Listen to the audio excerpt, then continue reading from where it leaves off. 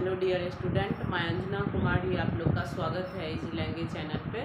तो आप लोग को पता ही है कि अब जो है हम क्लास 9th का जो मैथ है एनसीईआरटी उससे रिलेटेड जितना भी क्वेश्चन भी आया है उसको हम सॉल्व करते हैं आप लोग के सामने। तो उससे पहले एक छोटी सी रिक्वेस्ट है कि मेरे चैनल को लाइक शेयर एंड सब्सक्राइब ज़रूर करें और क्वेश्चन देखिए। और इसमें जहाँ पे जो क्वेश्चन में समझ ना आए, किसी भी प्रकार का कोई दिक्कत हो तो कमेंट में लिखना ना भूलें। कमेंट में लिखेंगे तो हम उसको देखेंगे और अपने हिसाब से उसको और अच्छे से कोशिश करेंगे कि आप लोग को समझाएं। तो आज का जो टॉपिक है ये है कि मतलब हमको दो क्वेश्चन दिया गया है और इसमें जो है ये बहुपद है। बहुपद आप लोग को पता ही है कि अगर कोई संख्या एक रहता है तो उसको एक पद दुगो रहता है, मतलब दो रहता है तो उसको दो पद, और उससे ज़्यादा अगर रहता है तीन या इससे ज़्यादा रहता है तो उसको बहुपद कहते हैं। तो इसमें जो है हमको बहुपद दिया गया है, ठीक है, और उसमें x का वैल्यू हमको रखना है। इससे पहले वाला जो चैप्टर था उसमें हमको बस x का वैल्यू इसमें इनपुट करके और उसका वैल्यू निकालना था, लेकिन इसमें जो है ऐसा क्वेश्चन दिया गया है कि इसमें बहुपद दिया गया है और ये क्वेश्चन में पूछा गया है कि क्या ये बहुपद जो है क्या ये वैल्यू जो है वो संगत बहुपद का शून्यंक है या नहीं। मतलब जो x का यहाँ पे जो वैल्यू दिया गया है ना, वो इस बहुपद में रखने पर ये उसका शून्यंक होगा या नहीं। तो आप लोग को पहले पता है, मतलब हम कितना इस शून्यंक वाला क्वेश्चन जो है वो हम सॉल्व कर चुके हैं। अगर नहीं पता है तो फिर से हम बता रहे हैं कि जैसे अगर हमको कब पता चलेगा कि ये जो x का जो वैल्यू है वो इस बहुपद का शून्यंक है या नहीं। इसके लिए अगर हम इसका शर्त है कि अगर ये x का वैल्यू हम इसमें जो इनपुट करेंगे और उसका जो मान आएगा, उसका जो वैल्यू आएगा, अगर 0 आया, अगर शून्य आया तो वो क्या है, वो संगत बहुपद का शून्यंक होगा। ये जो वैल्यू होगा वो शून्यंक होगा इस बहुपद का। तो हमको लगता है कि अगर आप लोग को मेरे बोलने से समझ में ना आए तो हम इसको अभी सॉल्व करेंगे और उसके साथ साथ आपको बताएंगे भी कि किसको हम कहेंगे कि ये शून्यंक है बहुपद का या नहीं, किस स्थिति में ये x का वैल्यू इस बहुपद का शून्यंक होगा या नहीं होगा। ये हम दो क्वेश्चन लाए हैं और दोनों को सॉल्व करेंगे। एक ऐसा क्वेश्चन है जो शून्यंक होगा, एक ऐसा है जो शून्यंक नहीं होगा। तो दोनों स्थिति हम आप लोग के सामने सॉल्व कर रहे हैं। तो पहला क्वेश्चन में है कि px इक्वल टू हमको दिया है 3x + 1 है, ये जो है ये बहुपद है, ठीक। और इसमें जो है हमको x का वैल्यू कितना रखना है कि -1/3 रखना है। मतलब जहाँ जहाँ इस बहुपद में x है वहाँ वहाँ हमको क्या करना है, -1/3 इनपुट करना है। और तब जो वैल्यू आएगा लास्ट में, जो आंसर आएगा वो अगर 0 आया तो ये संगत बहुपद का ये वैल्यू जो है वो शून्यंक होगा। अगर 0 नहीं आया तो ये संगत बहुपद का ये वैल्यू जो है वो शून्यंक नहीं होगा। तो देखिए क्वेश्चन को कैसे सॉल्व करते हैं।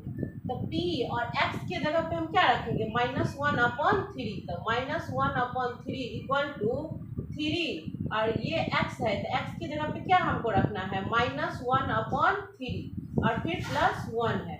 ये 3 से 3 कट जाएगा क्योंकि मल्टीप्लाई का रूल है। और उसके बाद अब हमको क्या बचा यहाँ पे, -1 और +1। तो आप लोग को पता है कि अगर सेम अंक, सेम डिजिट, अगर सेम डिजिट है और उसका जो है सिंबल अगर मतलब डिफरेंट है, एक माइनस है एक प्लस है, तो वो क्या होता है, कैंसिल हो जाता है। अगर इक्वल टू के एक ही साइड, जैसे लेफ्ट साइड में है तो दोनों सेम चीज़ अगर लेफ्ट ही साइड में है तो वो कटेगा कब, जब उसका जो है सिंबल जो है वो डिफरेंट रहेगा, एक का माइनस एक का प्लस। अगर इक्वल टू के दोनों साइड सेम संख्या है और दोनों उसमें जो अंतर है कि दोनों साइड सेम संख्या है, सेम डिजिट है, अगर दोनों का सिंबल इक्वल है तभी वो कटता है, दोनों इक्वल टू यानी लेफ्ट और राइट इक्वल टू के। लेकिन अगर इक्वल टू के एक ही साइड ऐसा कंडीशन होता है कि डिजिट सेम है और कटेगी कब, जब दोनों का जो है सिंबल डिफरेंट होगा तब। तो यहाँ पे एक माइनस है एक प्लस है लेकिन दोनों क्या है 1 है, तो ये कैंसिल होकर क्या हो जाएगा 0। तो आप लोग को बताए थे कि अगर वैल्यू 0 आया तो ये क्या होगा, संगत बहुपद का शून्यांक होगा। तो यहाँ हम लिखेंगे कि यह संगत बहुपद का शून्यांक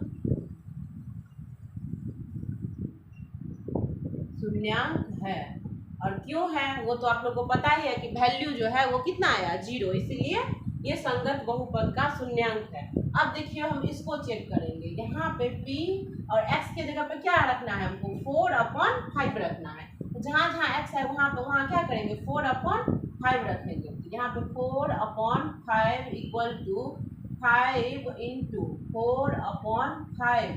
और यहाँ पे देखिए, यहाँ पे माइनस में पाई है। तो आप लोग को पता ही है कि पाई का जो वैल्यू होता है कितना होता है, 22/7 होता है, यानी 22/7 होता है। अगर आप डेसिमल में न जाएं तो भिन्न के रूप में अगर होता है तो उसका कितना होता है, 22/7। अगर डेसिमल में होता है तो 3.14।